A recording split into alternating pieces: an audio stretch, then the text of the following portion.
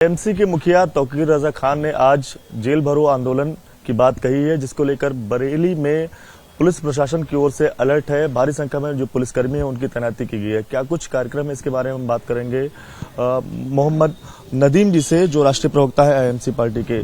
क्या कुछ आपकी ओर से जो तैयारियां हैं वो की जा रही है, क्योंकि ऐलान जो है वो तौकीर रजा जी ने कर ही दिया है कि आज वो अपनी गिरफ्तारी देंगे। जी नहीं, तैयारी नहीं। देखिए, अभी 5-6 दिन पहले हजरत मौलाना तौकीर रजा साहब ने, हमारे मुखिया जो है, उन्होंने प्रेस कॉन्फ्रेंस के जरिए से ये घोषणा करी थी कि जो देश प्रदेश और तमाम राज्यों में जो तानाशाही चल रही है, जो एक संप्रदाय विशेष को टारगेट किया जा रहा है और जो इंसानियत का कत्ल किया जा रहा है, उसके खिलाफ मौलाना तौकीर रजा साहब घर बैठने से बेहतर यह है कि गिरफ्तारी देंगे, क्योंकि वो कायदे मिल्लत हैं।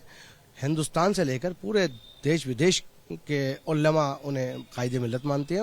इसी की बुनियाद पर उनकी रिस्पॉन्सिबिलिटी बनती है कि हजरत मौलाना तौकीर रजा साहब अपनी आवाम के लिए, इंसानियत के लिए आगे निकल कर आए। उसी के मद्देनजर हजरत मौलाना तौकीर रजा साहब ने 9 फरवरी बाद नमाज जुमे का जो ऐलान किया था कि हम बिल्कुल अमन पसंद तरीके से, हम लोग इंसानियत में विश्वास करने वाले लोग हैं, हम लोग इंसानियत में विश्वास को ध्यान में रखते हुए अमन पसंद तरीके से जाएंगे और बरेली के जिला प्रशासन को अपनी गिरफ्तारी के लिए कहेंगे कि भाई इससे बेहतर अच्छा है कि हम घर पर बैठे हुए, आप हमें गिरफ्तार कर लो, हम कुछ कर नहीं सकते।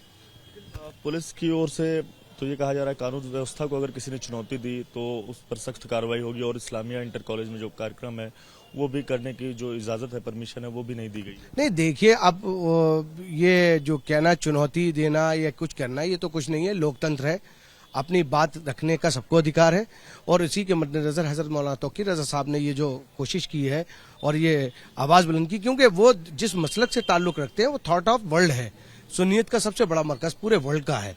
वहां पर उनकी रिस्पॉन्सिबिलिटी बढ़ जाती है कि कौम के साथ अगर कहीं पर भी कोई हिकारत या गलत मामला हो रहा है तो उन्हें बोलना पड़ेगा। पुलिस का तो ये भी कहना है कि मौलाना तौकीर रजा को घर से भी नहीं निकलने दिया जाए। नहीं, बिल्कुल, मौलाना तौकीर रजा साहब अपने तयशुदा टाइम पर अपने घर से, अपने आवास से निकलेंगे। मस्जिद आला हजरत ये है, इस मस्जिद में नमाज पढ़ेंगे। नमाज के बाद 3 बजे यहाँ से कूच करेंगे इस्लामिया ग्राउंड के लिए। आप कहो कि चुनौती दे रहे हैं, चुनौती का या कुछ कहने का कोई मकसद ही नहीं है। अगर कोई पुलिस प्रशासन का व्यक्ति या अधिकारी इस तरीके का बयान कहता है कि चुनौती दे रहे हैं, चुनौती शब्द तो आने का कोई सवाल ही नहीं है। हम लोग अमन पसंदी में यकीन रखने वाले लोग हैं। हम चुनौतियों से हमारा कोई मकसद नहीं है। हम तो वो हकीर फकीर कौम बन गए इस वक्त जिसको टारगेट किया जा रहा है और उसके साथ हद से ज्यादा ज्यादतियां की जा रही है। आज जिस तरीके से 2 संप्रदायों के बीच में जो खाई बनाई गई है, जबकि ये 2 आंखें जो हिंदू मुस्लिम की आंखें थी, साथ चलती, साथ काम करने वाले लोग हैं, लेकिन आज देखिए आप किस तरीके से कहां पर लाकर खड़ा कर दिया है कि आज इतनी ताज्जुब एक दूसरे से बढ़ गया है जो इंसानियत के लिए और देश के लिए बेहतर नहीं है।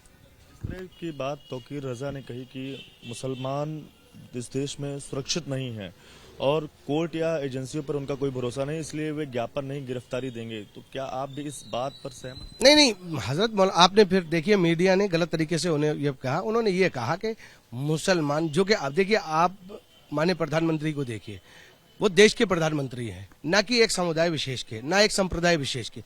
फिर आखिर अदालतों का, माननीय उच्च न्यायालय या सर्वोच्च न्यायालय, सारी चीज हम लोग उनका आदर करते हैं, उनकी चीज, लेकिन जो चीजों के लिए स्वतः संज्ञान लिया जाता था, अब वो आपको कहां पर चीजें दिखती हैं। आप देखिए, एक ही संप्रदाय विशेष को, एक ही कौम को टारगेट किया जाता है, उनके धर्मस्थलों को तोड़ा जाता है, उनके मदारिस में मदाखलत की जाती है, लोगों के साथ दाढ़ी टोपी के साथ हिकारत की जाती है। तो इसमें आप ये कैसे कह सकते हैं कि कहीं पर एक ही संप्रदाय के साथ ज्यादती नहीं हो रही है? भाई, आप देश चला रहे हो तो कम से कम दोनों, आपने एक नारा दिया था, सबका साथ सबका विश्वास। वो विश्वास कहाँ है कि आज उत्तराखंड के मुसलमानों के साथ ज्यादती हो रही है, आज तमाम राज्यों में जहां जहां मुस्लिम समुदाय है वहां पर ज्यादती, तो आपको बोलना चाहिए। कहां बोल रहे हैं? आप देख रहे हो किस तरीके से हालात पैदा किए जा रहे हैं। धर्म स्थलों को अगर तोड़ा जा रहा है तो कोई बहुत शॉर्ट नोटिस में, जिससे कि किसी भी अदालत में कोई आदमी जा ना सके, अपने अभिलेखों को क्लियरिफाई ना करवा पाए, लेकिन अब वो टाइम ही नहीं दिया जा रहा है।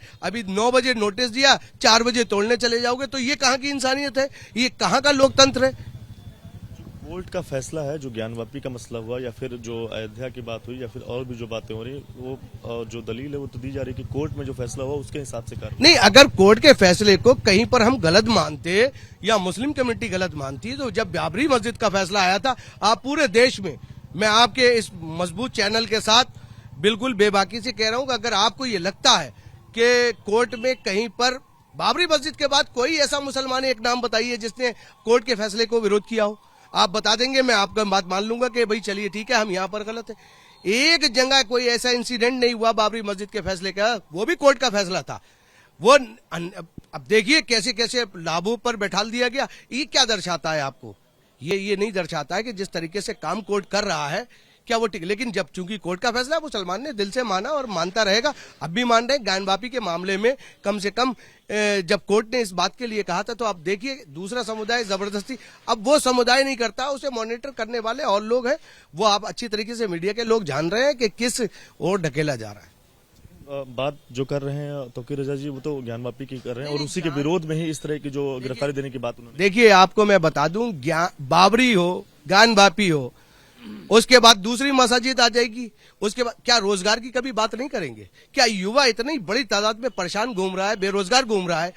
आप बरेली की हालत देखिए जाकर, कहां पर सड़कों का सड़कें कितनी टाइम से बन रही हैं, एक खुदती है फिर बनती है फिर खुदती है। तो ये जो चीजें हैं, इनसे भटकाने का जो एक तरीका इन्होंने अपनाया है, ये दो संप्रदायों के बीच में खाई पैदा कर दो, ऐसे लड़ा दो हिंदू मुस्लिम में कि कोई विकास की बात ही। आप बताइए मुझे, विकास का शब्द कहां पर है?